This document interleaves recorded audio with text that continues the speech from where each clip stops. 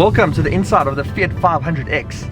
And I've always been a fan of the Fiat 500, the smaller little two-door version of this car. And I think people underestimated it because while it looked small on the outside, it was actually still small on the inside. But from a driver's point of view, I fit quite comfortably, and it was probably one of my favorite test cars that I had last year, which is why I was so excited to get into the 500X, because more space. And there definitely is, and I do sit a lot more comfortable in this car. I've got a lot more option for spacing that I can set myself up here to be comfortable. And what you might notice is, yes, it's got a soft top. It's got an extendable soft top, an EST. And while yes, it might be winter, I will sacrifice certain things for you. So let's open it up. And by opening it up, you're getting a lot more light inside here. It makes the cabin feel a lot more roomier and spacey, even though there isn't more space added, but it just gives it that open driving feel, which is really cool. This Fiat 500X is considered to be a compact SUV, so a sports utility vehicle, meaning it's got raised ground clearance, you've got a lot more space inside. It's that shape you would expect from an SUV or compact SUV, and it delivers on all of that. Something that there wasn't in the Fiat 500 was space in the back for two people, and now you can fit people. It is a bit of a tight squeeze, I mean, especially for me, and I'll show you how I fit in the back now. Like I said, it's a bit of a squeeze, but you can definitely get people into the back, because that's the whole reason around this offering is, you know, let's drive more people around and give them the open top driving experience. Something you should expect from a little Italian compact SUV. And speaking of space, they've made it quite convenient inside here. You've got little cubbies and nooks and crannies to put a whole bunch of things of whatever you might want. So the door bins are actually quite big in the front. You do have two cup holders down here in the middle. You've got a space down there in the front to store your wallets or anything like that. And then best of all is you've got two cubby holes. You've got one on top and one on the bottom. So if you ever need to hide something, store that in the top one, because I doubt anyone's going to even think that there's a space there for something. And then looking at the center console, what's nice here is that you do also have a separate climate control, dual climate control, so you and your passenger can set your own temperatures and fan speeds and things like that. And yeah, so it's not built into infotainment. I don't think they could, because it's so small. So having it separate down here is really great and quite handy while you're driving. And yes, I just got blinded by the infotainment, and that happens quite often, and you do get quite a glare on it. It's got this matte finish, so there are instances when you're driving and you can't actually see it. And what you might have noticed is that I do have a leather steering wheel with Alcantara on it, and that's because I'm in the sport model. So what they've done here is they've tried to make it a little bit more sporty and engaging by getting your hands to feel like you're in a much sportier car than what you're in. So you do have Alcantara on the sides here. You've got this red contrast stitching, which also carries through onto the hood of your little dashboard over here. And looking at the dashboard, you do have a digital display in the middle and two physical tactile dials on the side. So obviously one for your speed and one for your rev counter. And I'm always a fan of physical dials. It makes it more engaging. It feels like you're driving. It feels like you're the one driving the car, which I mean you always are, but there's just something cool about seeing those dials rise and drop, not in a digital way, if I'm explaining that correctly. Sitting at the center of the dashboard is your infotainment. It is a 7-inch infotainment, a touch sensitive display. It's a little bit too small for my liking, and you don't get different sizes. This is the biggest one that you do get. So I don't know, I guess it is what it is, but you definitely can sense that it's smaller than the rest of the cars in its category, because when Apple CarPlay displays, it also still is smaller than what the actual screen is, because they leave you with the built-in settings and icon options on the left and the bottom. So it makes your Apple CarPlay display a lot smaller. And while it is touch sensitive, they have also given you physical buttons and dials on it too, on either side of the screen. So you are able to adjust the volume by one of these dials over here. But something I have found strange is, while the steering wheel does have all of these mounted controls to navigate through your digital display in front of you and to adjust your cruise control, which it has as well, there's no way to adjust the volume on the steering wheel. Not that I've figured out, at least, but it doesn't actually allow you to do that, which is very strange. And then speaking of the steering wheel, it does also have a 6-speed auto. and I'll tell you about the connection now.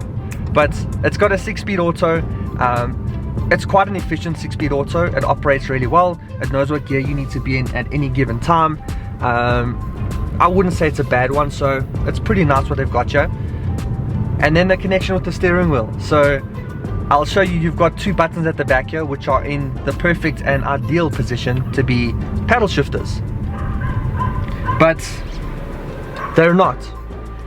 They adjust the source of your infotainment. So if you're going to be attempting to change your gears with these little buttons at the back here, like you think you would be doing, you're going to be changing your infotainment from radio to CarPlay to whatever else you can listen to, because they're not pedals. I figured that out the hard way. And then the engine, what brings this little car to life, and it is powered by a 1.4 litre turbocharged engine, and it's quite a zippy little platform that they've given this car. It's got a lot of pep to it. It's got 103 kilowatts and 230 newton meters of torque, so I think a lot more than the rest of the cars in the category that are this size. I don't think you'd be expecting to get 230 torque out of it, or at least 103 kilowatts. So when you put your foot down,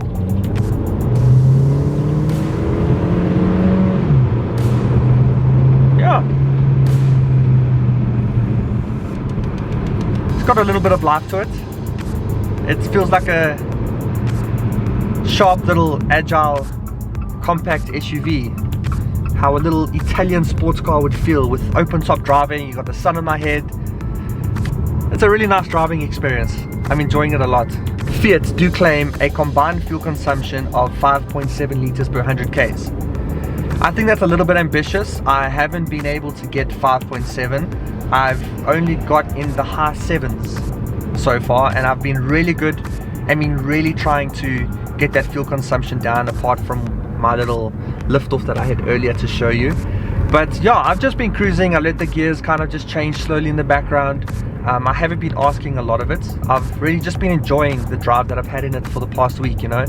I've had the roof open, I've been pumping the music. It's been a really nice driving experience. It's a beautiful little city driving car. But when you need to go off the beaten track, you can. And I did that this past weekend. We went to a game farm. I took the car with us. I'll post some pics on screen to show you what the car looked like, because it was no longer black anymore. And I need to say that I was highly impressed with the ride quality of this car. It is also sitting on 19-inch wheels, which are really big and they look dope. And they handled the bumps, the sandy road, the little bit of rocks and that sort of thing that we had to drive over. It handled it really well. It wasn't too jarring. The suspension isn't too firm. It's almost perfect. If you're getting to your long weekend destination and there's a dirt road with a little bit of a rocky outcrop or anywhere like that, you can go there with confidence, because you've got the ground clearance to go over anything, and it handles it really, really well. Very impressed. And then there's the price, and you've got 2 derivatives to choose from. You've got the Fiat 500X Cross and the Fiat 500X Sport, and the Cross sells for about 510,000 Rand, and the Sport sells for about 560,000 Rand. And yes, if you're wanting the open top driving that you can just stick your arms out and enjoy the wind through your fingers, you're going to need to add about 20,000 Rand onto that price. You're then looking at about 580,000 Rand if you're wanting the Fiat 500X EST, extendable soft top. And that's a lot of money for a car like this. I feel like you can get a lot more car for that money if you do look around. Although this is Italian, it's got the spirit of open top driving. You've got a quirky design, you've got seats that are comfortable, they're leather wrapped, you've got Fiat 500 badging all over, 18 Fiat 500 badges to be exact. That's a lot, but again, this is a 500X. It's not ashamed to be a 500, and it's telling you that all the time. But yeah, with all of that, the styling, it looks really cute. I do feel that it's a lot of money for this car. You know, at almost 600,000 Rand, you've got a tiny little display. When you do have the EST closed, it rattles a lot, and you can feel the car creaking, and it must be a structural thing because it's not a full sunroof. You don't have volume controls on your steering wheel. I think there's a lot that the car is missing, and I just feel like they're asking a lot when it comes to the price of this car. But you do also get some safety features like lane keep assist, you've got traffic sign recognition, you do have a reverse camera with park distance control, you've got cruise control, you've also got an automatic handbrake and hill hold assist. But again, I'm not sure about the hill hold assist. Yes, it does hold you in general, but this is also an auto, and when you take your foot off of the brake on a slight incline, the car does roll back slightly, and that shouldn't happen. So yeah, 580,000 Rand for a car like this. It's cute, it's fun, it drives really well, it handles well, you can go off-road, you can live your best life in it. But I just think it's lacking in the safety and tech departments. There's a lot more that you can get for that money. And then looking at the exterior design of this Fiat 500X, you can still see that it's unashamedly a 500. You've still got those little bug eye lights in front, you've got the daytime running lights that also resemble those of the 500. The shape is also distinctly Fiat 500, except it's a little bit longer, a little bit higher, but it's still got that fun and quirky little Italian design to it. There are lots of packs that you can add onto these cars too. So you've got the leather packs, you've got the tech packs, you've also got the lighting packages, so you can have your LED daytime running lights, you can have your rear LED tail lights, you can have puddle lamps, you can have ambient lighting, you can have the different types of leather options. There's a lot that you can add onto the car, and again, it's just going to increase the price. And then something I've just realized now is when pulling off, the car does like to rev, so it holds the gears in the higher revs for a little bit longer than what it should, but I think that might also add to why the fuel consumption is staying quite high. It's only one of the bigger reasons I can also think of. And then closing the EST is also just as simple. Hold this button, it does it automatically, but then it stops. I don't know why, but it leaves almost like a generic sunroof opening over here for you. But again, if I'm closing it, I want you to close, and then it doesn't do it automatically from there. Now I got to hold it in. I don't know. And then it's time for the GDR test. But firstly, let's let some light in for this. It's so satisfying.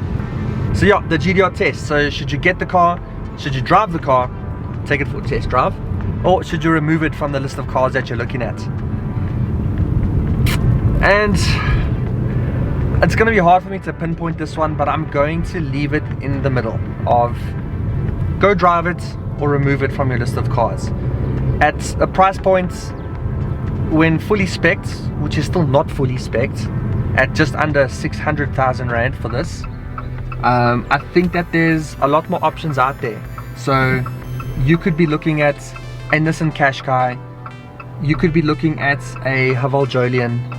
There's quite a few other options out there at that price point, or even less, that has a lot more. And yes, they've got sunroofs and panoramic roofs. They don't open completely like this, but I just feel like there's a lot more value in those cars. You're getting a lot more space, and you're going to be saving money too.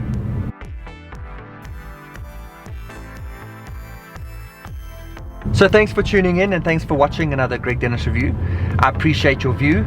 If you enjoyed this, please will you drop a like, and if you want to see more videos like this and other car reviews, then please consider subscribing, and I'll see you in the next one. Cheers.